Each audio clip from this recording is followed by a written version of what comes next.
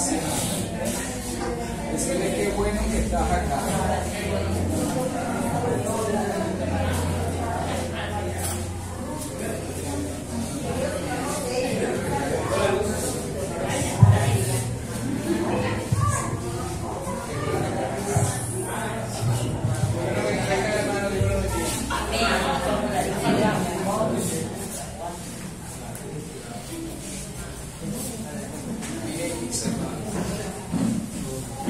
Gracias al Señor entonces por este día, por esta nueva oportunidad.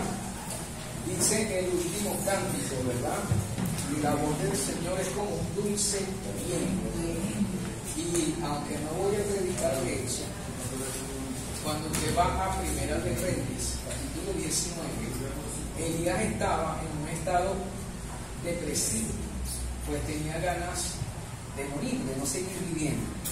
Sin embargo, Elías escuchó una suave voz. Y cuando él escuchó esa suave voz, fue el inicio de una nueva etapa. ¿Y por qué le digo esto? Porque muchas veces los afanes, las rutinas, las complicaciones pueden estar haciéndonos creer, ¿verdad?, que no hay esperanza. Por tal motivo, usted y yo necesitamos tener quietud para poder escuchar la voz del Señor. Y esa voz del Señor es una voz como un dulce viento. Y damos gracias al Señor por su palabra, ¿verdad? En esta mañana voy a pedirle que usted pueda acompañarme al libro de Santiago. Santiago, capítulo 1, versículos 2 al 4. Cuando usted lo tenga, por favor me indica para que juntos podamos tener esta lectura congregacional. El libro de Santiago, vamos a estar en el capítulo 1, versículos 2 al 4. Cuando lo tenga, usted por favor me indica. Leemos con la bendición del Señor. Dice de la siguiente manera: hermanos míos, ¿qué dice? Considérense muy dichosos cuando estén pasando por diversas pruebas. Bien saben que cuando su fe es puesta a prueba, produce paciencia. Pero procuren que la paciencia complete su obra, para que sean perfectos y cabales sin que les falte nada. Vamos a dar gracias al Señor por su palabra. Dios, le damos las gracias en esta mañana. Gracias por cada persona que ha podido venir. De antemano, Señor, le pedimos que usted pueda bendecir a cada familia, pueda bendecir, Señor, a cada persona que está representada, y que podamos conectarnos, Dios, con su palabra, podamos conectarnos con su presencia. Quizás no entendemos a veces cómo es eso de la presencia del Señor. Lo importante es que Dios nos habla por medio de su palabra.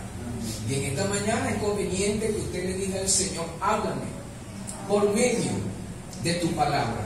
Señor, que yo pueda escuchar tu dulce voz, y que conectarme con esa voz me conecte, Dios mío, con una nueva temporada.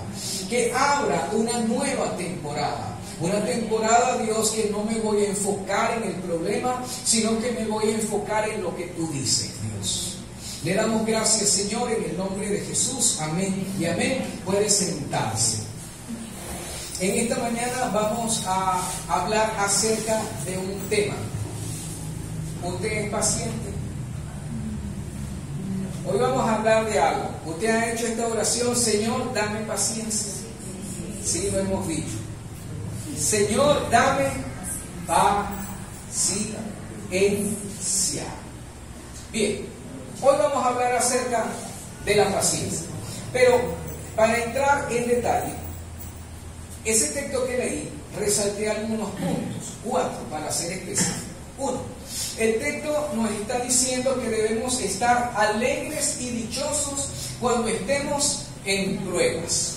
Pero la realidad es que a ninguno de nosotros nos gusta pasar por las pruebas, ¿verdad? Sin embargo, el texto nos está diciendo que somos dichosos. Es decir, un momento allí, las pruebas tienen un propósito.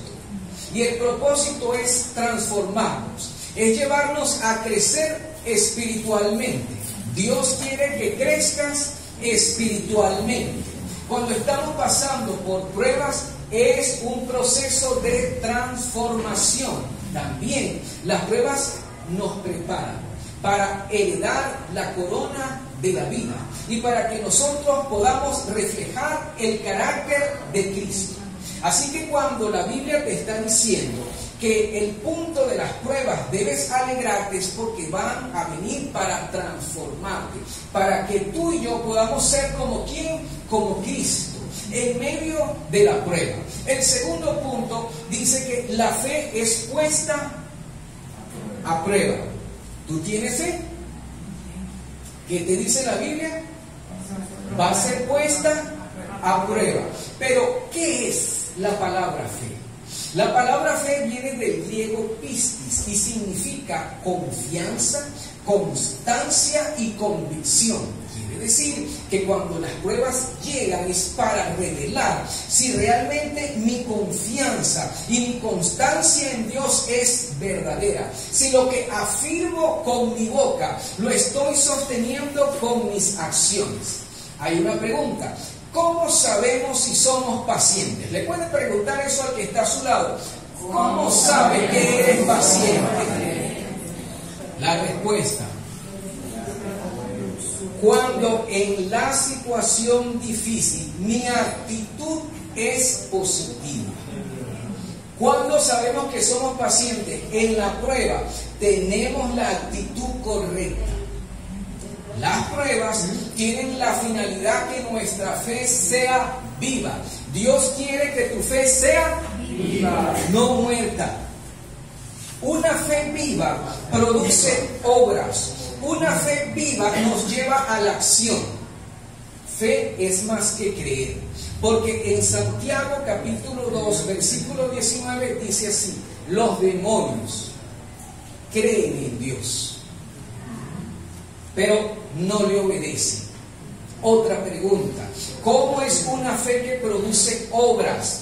Es aquella que nos lleva a buscar al Señor. Tú y yo tenemos fe cuando estamos buscando al Señor. Marcos capítulo 2, versículo 1 relata que había un paralítico y 4 amigos. Los 4 amigos tenían fe que Jesús podía obrar, pero esa fe los llevó ¿a qué? A pasar por encima los obstáculos. Y Jesús, viendo esa fe, respondió. Así que ese punto, las pruebas tienen algo. Están diseñadas para impulsar nuestra fe. ¿Para qué vienen las pruebas? Para impulsar nuestra fe, para ponernos en movimiento, para avanzar a pesar de los obstáculos. Pero sobre todas las cosas, la fe viene para que nosotros busquemos ¿a quién? Busquemos al Señor en primera instancia. Tercer punto, dice, la fe produce paciencia. ¿La fe qué va a producir? Es decir, que fe y paciencia van de la mano. Cuando la fe es probada, va a producir paciencia. Y esa paciencia nos lleva a confiar en el Señor, aún cuando la respuesta tarde, aún cuando el proceso se alargue. Usted y yo necesitamos paciencia. La paciencia se desarrolla al ejercitar fe bajo presión. La que cocina, ¿cómo se ablanda el grano? ¿Sí? Si tú quieres obtener respuesta de algo, ¿qué debes hacer? Debes orar con pasión, con fervor, con presión, para que esa oración con presión haga algo, haga que eso que está duro sea blando, suave.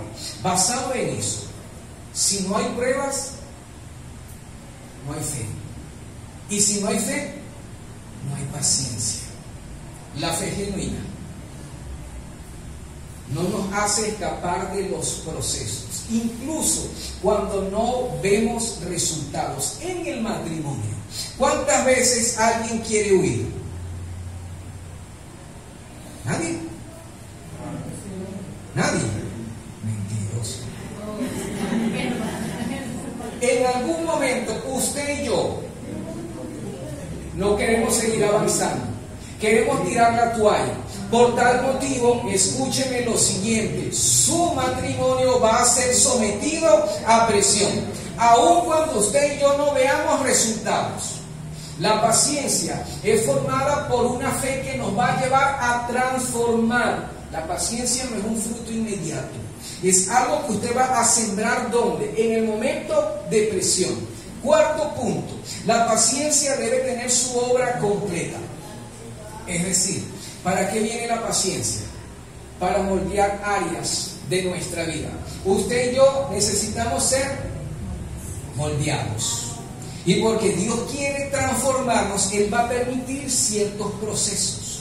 En otras palabras, usted y yo no debemos interrumpir lo que Dios está haciendo en nuestras vidas. Permite que la paciencia haga lo que tenga que hacer.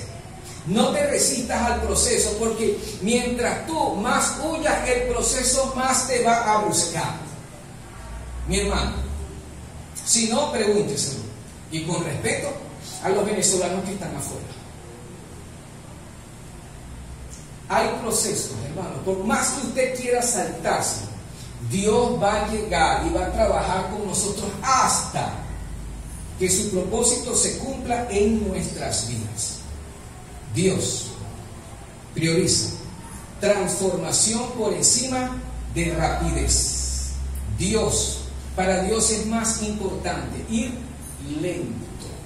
Basado en eso, quizás podemos estar orando: Señor, quítame esta prueba. Y Dios puede estar respondiendo: aún no, porque me falta culminar algo en ti. Un ejemplo ilustrado: supóngase que usted está haciendo pan y lo saca antes del tiempo del horno. Por fuera, ¿cómo van a estar? Listos. Por fuera. ¿Y por dentro? Así pasa en los procesos. Dios nos está preparando para algo. Y usted se preguntará: ¿qué es ese algo? Que tus emociones no te gobiernen, sino que te gobierne la palabra del Señor.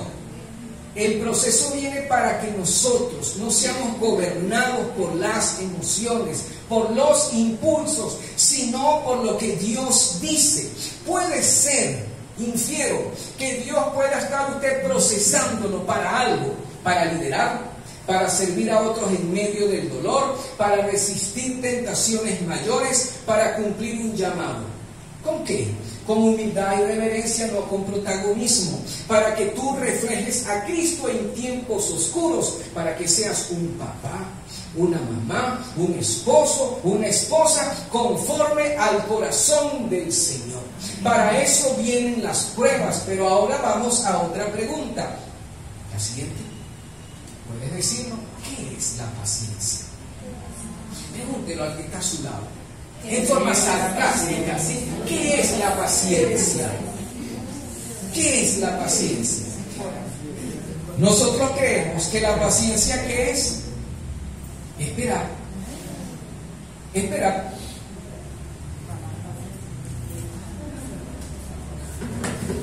¿Y qué está haciendo usted? Aquí. Esperar. Que llegue la remesa. Que llegue el bono. ¿Verdad? ¿Qué es paciencia, mi hermano?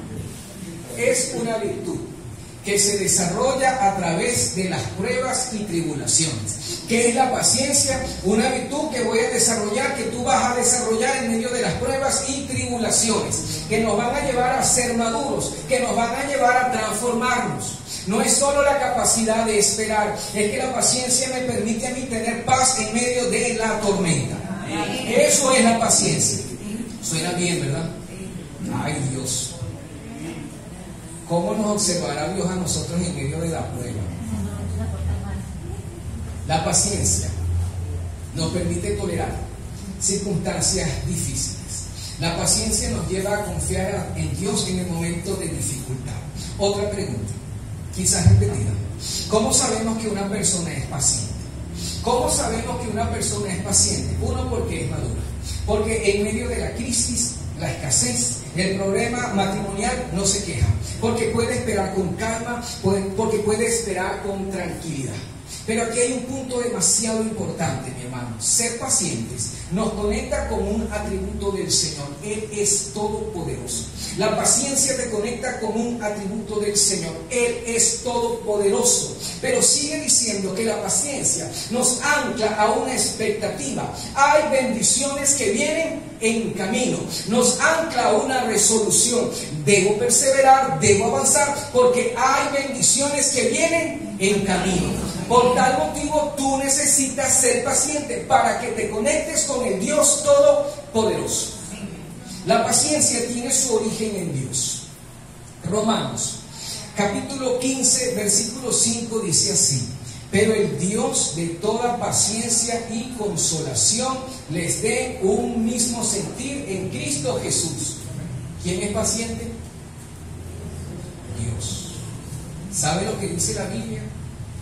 Él es paciente y no ha venido todavía, esperando que todos procedan al arrepentimiento. Dios es paciente. Pero si llevamos ese texto a nuestra familia, ¿qué va a producir la familia? ¿Qué va a producir la paciencia en la familia? Armonía, tranquilidad. Nos va a permitir, digamos que, disfrutarnos los unos a los otros.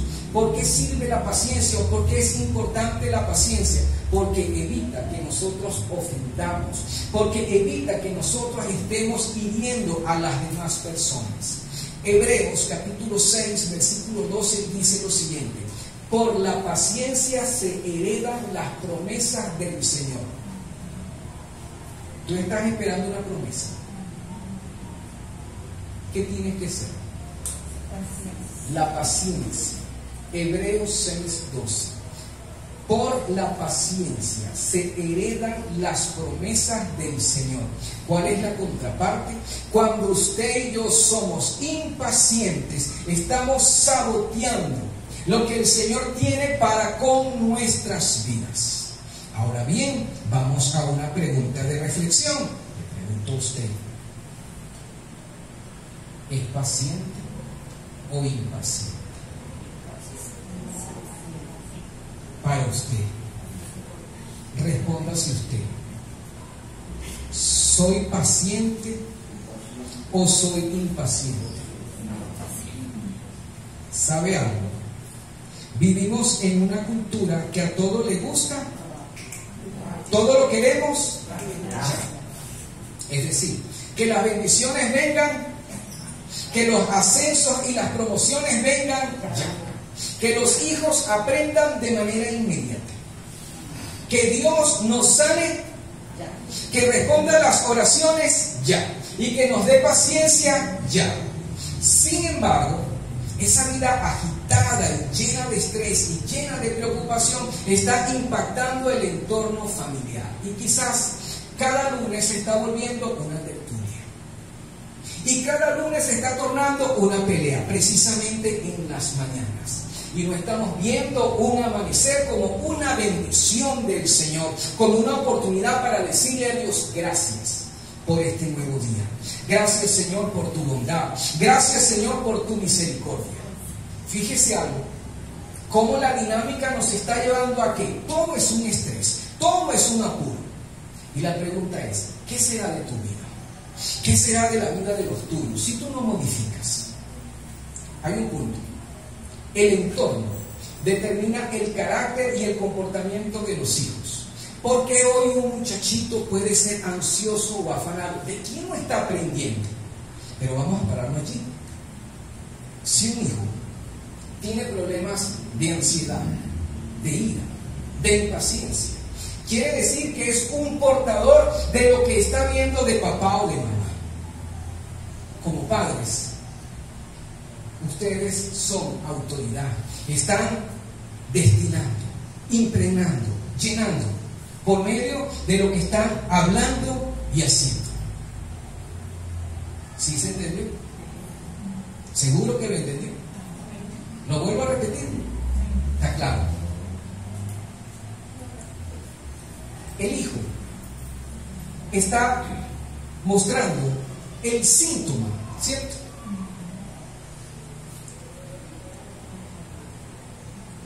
Un momento.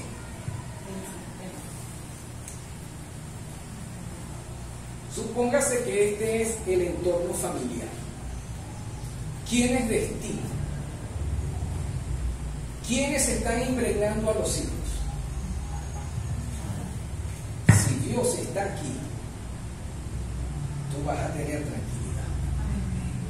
Pero si Dios no está aquí, entonces el afán y la ansiedad es el que va a gobernar tu familia. Pero debemos entender un principio que está, déjenme que me pase, quiero llevar el orden. Isaías, capítulo 55, versículos 8 y 9, dice lo siguiente: los pensamientos de Dios no se parecen a los nuestros, y sus caminos tampoco. Quiere decir que Dios ni piensa ni actúa como nosotros. Quiere decir que Dios trabaja por procesos, o a fuego lento. Y esa verdad choca con el corazón de una persona que está ansiosa y que está afanada porque quiere todo. Y resulta que Dios es paciente. Y como no entendemos la forma de trabajar del Señor, viene la ira, viene la frustración, viene la incomodidad y la rebeldía. Vamos a un punto de matrimonio. Un principio que está en Génesis capítulo 2, versículo 24 y Mateo capítulo 19, versículo 15. Ambos pasajes indican lo siguiente: los dos serán una sola carne. No se habla solamente de intimidad sexual, se habla de intimidad emocional y espiritual, y eso no se logra de la noche a la mañana. Por favor, imaginen dos personas que se van a unir con historias diferentes, temperamentos diferentes, heridas diferentes, expectativas diferentes. Y cuando van a hablar sobre algo, ¿acaso no van a salir las diferencias? ¿Acaso no va a salir ese gol que se lleva por dentro? En ese aspecto, la paciencia es esencial para que aprendamos a amar de verdad. O sea que en un matrimonio tiene que haber un fruto llamado paciencia. Si seguimos en este aspecto, posiblemente Dios está trabajando algo en nosotros. La impaciencia, la ira, la ansiedad. Quizás Dios está trabajando en nosotros que aprendamos a ser guiados por el Espíritu Santo y no por nuestros impulsos y emociones. Probablemente algunas personas o probablemente algunos niños desarrollaron impaciencia. ¿Por qué? Los padres les daban, ellos me predicaron, ¿qué le daban? Todo. Todo. Y resulta que quedó un patrón arraigado. Y ahora ese niño, que ya es adulto, es un malcriado. ¿Dónde? Como esposo, como esposa, en la casa, en el trabajo y en la iglesia. Patrones que se van trasladando de generación en generación. Yo le invito a usted que pueda reflexionar en lo siguiente: ¿cuál es su grado de paciencia hacia su cónyuge? ¿Cuál es su grado de paciencia hacia los hijos? ¿Hacia Dios? Cuando no te responde de manera inmediata. Otra pregunta: ¿qué acciones debes tomar para que en tus hijos no se siga arraigando ese síndrome de la impaciencia? El mensaje tiene que ver con que algo tienes que hacer al respecto, porque si tú quieres heredar las promesas del Señor, tienes que aprender a ser paciente. Hay un dato estadístico que indica esto: más del 80% de los errores que cometemos es porque somos impacientes. Quiere decir que la impaciencia me lleva a tomar malas decisiones. La paciencia es la marca de la madurez, mientras que la impaciencia es la marca de la necedad, es la marca de la desobediencia. Quien desobedece es impaciente. Quien se aira frecuentemente es impaciente. Y la impaciencia es la gasolina que enciende la ira. La mayoría de los enojos y malas decisiones parten porque no sabemos esperar. Usted y yo tenemos que aprender a ser.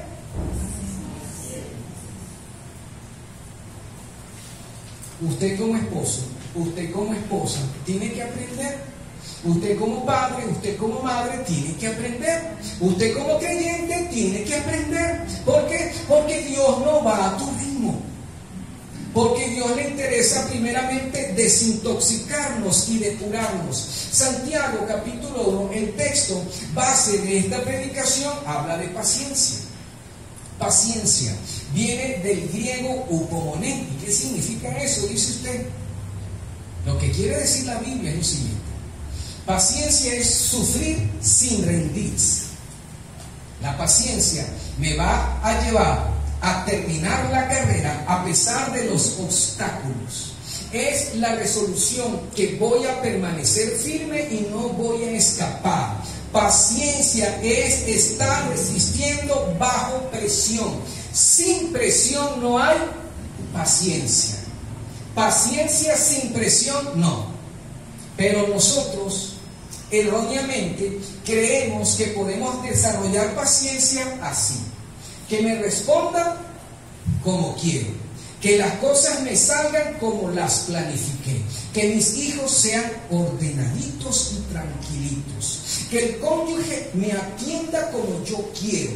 Que Dios conteste mis oraciones de manera inmediata. Y te debo decir lo siguiente, así el Señor no trabaja, porque la paciencia la vas a desarrollar por medio de situaciones incómodas. Recuerda, paciencia sin presión no es paciencia.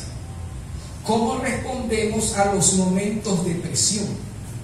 Para las personas que han ido a un gimnasio, algunos dicen lo siguiente, que el músculo se va a desarrollar. Algunos dicen lo siguiente: vas a trabajar el músculo 1 minuto, vas a descansar 15 segundos e inmediatamente vas a otra ronda hasta 6 veces. Quiere decir que el dolor y la fatiga es lo que hace que ese músculo aumente. De igual manera, tu paciencia se va a incrementar en la medida que tú tengas la actitud correcta en los momentos de presión.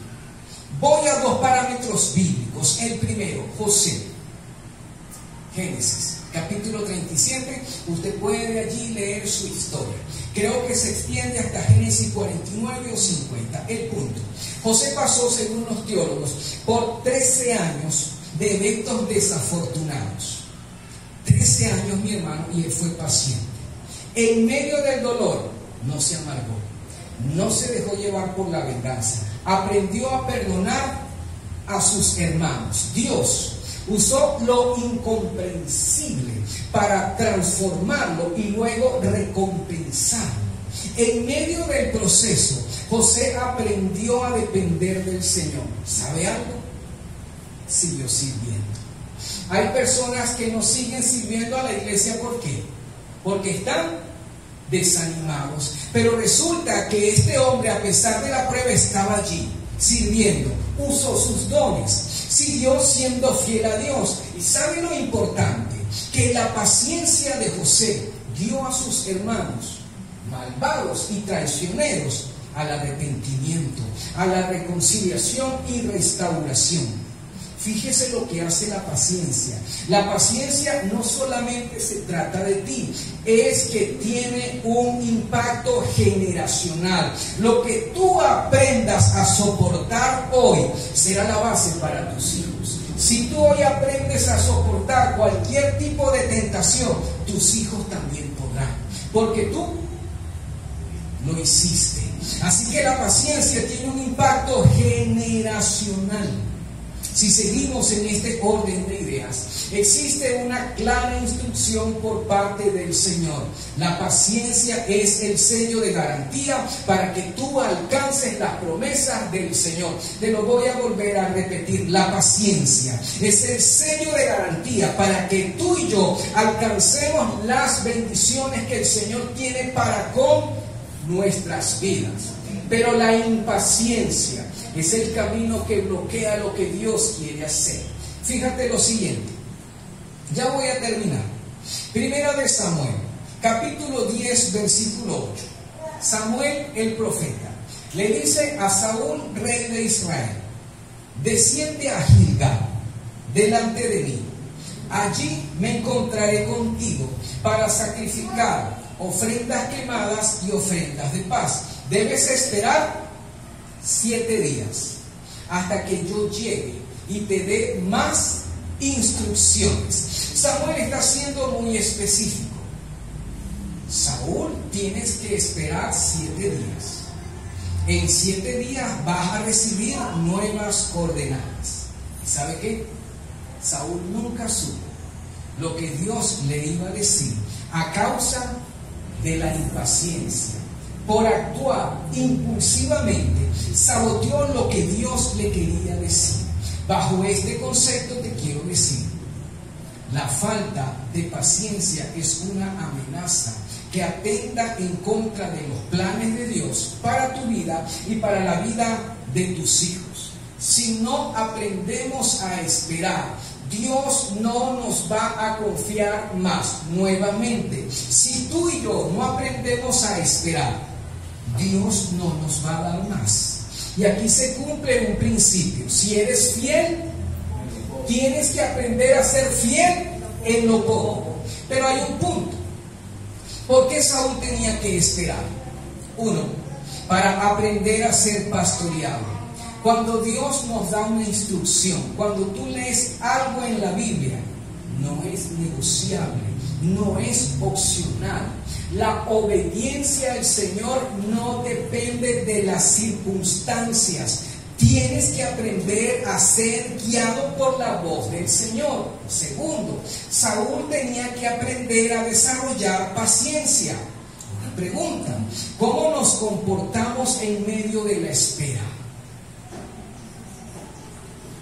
Si somos pacientes en el matrimonio, ¿de qué nos estaremos librando? De decir perdón, lo siento a cada rato. 3, Saúl tenía que aprender dependencia espiritual.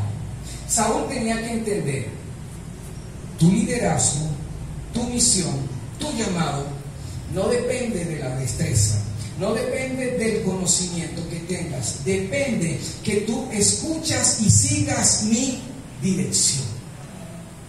En este orden de ideas, ¿cómo es un matrimonio sin Dios? ¿Cómo puede ser un padre y una madre que guía a sus hijos sin los parámetros del Señor? Y cómo Saúl decidió adelantarse. Primera de Samuel, capítulo 13, versículo 11, dice así: entonces Samuel le dijo a Saúl: ¿qué has hecho? ¿Por qué has actuado de manera tan alocada? ¿Qué hace la impaciencia? Nos lleva a actuar de manera precipitada. Y Saúl respondió: es que vi que el pueblo desertaba, que tú no venías y que los filisteos se preparaban para atacarme. Esa expresión, porque vi, representa cuando nos dejamos gobernar por la realidad y no por la fe. Un rey llamado por Dios se centró en las adversidades y no en el Señor, y él actuó sin medir las consecuencias. Saúl es el modelo del líder, del padre que pierde la fe, porque su mirada está en las circunstancias, está en el problema. Papá, mamá, creyente, te hablo a ti. Alguien impaciente representa a una persona que ha perdido la fe. Alguien impaciente representa a una persona que ha perdido la fe. No te dejes llevar por la impaciencia, porque luego entrará la desobediencia y entonces estarás bloqueado para accesar a las bendiciones que están para ti y para la vida de tus hijos. No puedes creer sin esperar. ¿Lo puedes repetir? No puedo creer si no tengo la capacidad de esperar. Tú y yo necesitamos esperar para poder creer. Y es lo que dice el Salmo 40. Pacientemente esperé en el Señor. Se inclinó a mí y escuchó mi clamor. Me hizo sacar del pozo de la desesperación y del lodo cenagoso. Pacientemente. Dios no le respondió de una vez. Y a pesar que no siguió, o mejor dicho, a pesar que este salmista no recibió respuesta, ¿qué hizo? Siguió orando. No hay respuesta, sigo orando. Mi esposo o mi esposa no cambia, sigo orando. Mis hijos no cambian, sigo orando. No recibo sanidad, sigo orando. Sigo orando. ¿Qué tienes que hacer tú? Tienes que seguir orando. Recuerda lo que dice el Salmo 40. ¿Qué dice el Salmo 40? Pacientemente esperé en el Señor. Él se inclinó a mí. Él escuchó mi clamor. Él es el que me va a sacar de esa aflicción. ¿Quién es el que te va a sacar? El Señor. Por tal motivo, ¿a quién tienes que clamar? Al Señor.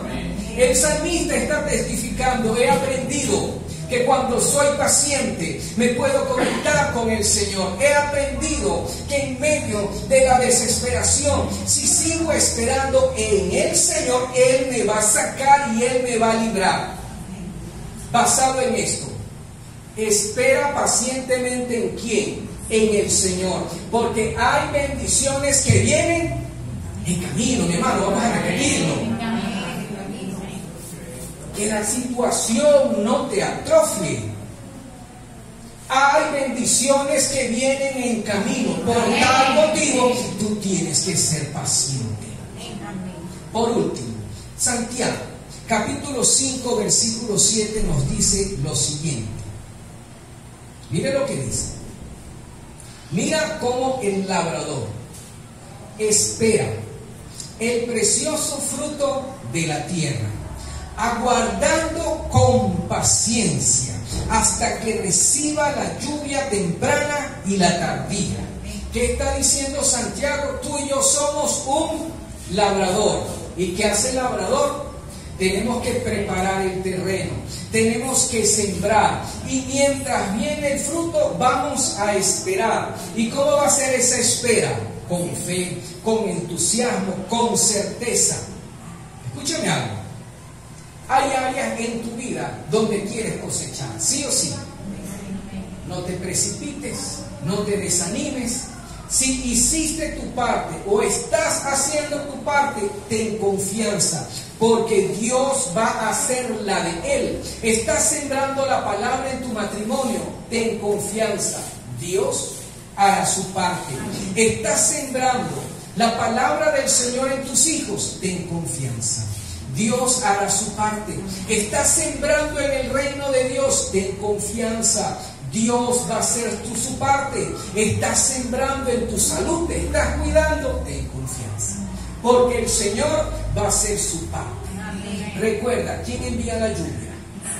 El Señor. ¿Qué nos compete a nosotros? Debemos preparar el terreno y sembrar. ¿De dónde va a fluir la sanidad? Del cielo. ¿De dónde va a fluir la provisión? Del cielo. ¿De dónde va a fluir la victoria? Del cielo. Y mientras llegue, tú y yo, ¿qué vamos a hacer? Vamos a preparar el terreno y vamos a sembrar. Finalizo. Isaías capítulo 40, versículos 30 al 31 dice así: los muchachos se fatigan y se cansan, los jóvenes flaquean y caen, Pero los que esperan en el Señor tendrán nuevas fuerzas, levantarán alas como las águilas, correrán y no se cansarán, caminarán y no se fatigarán. Volvemos a leer Isaías 40:31. Los muchachos se fatigan y se cansan, los jóvenes flaquean y caen, pero los que esperan en el Señor tendrán nuevas fuerzas, levantarán alas como las águilas, correrán y no se cansarán, caminarán y no se fatigarán. En Dios la fatiga no te va a alcanzar. En Dios, repítelo, en Dios la fatiga no me va a alcanzar. En Dios voy a tener nuevas fuerzas. No te dejes llevar por lo que ves. Ánclate a lo que Dios dice y recuerda, la paciencia nos conecta con un atributo del Señor, su omnipotencia. Él es todopoderoso. Y basado en eso yo le pido a usted que se ponga de pie y cerramos este tiempo en oración. Mi hermano, como no queremos que usted sea estático, ¿verdad? Usted va a levantar sus manos al Señor.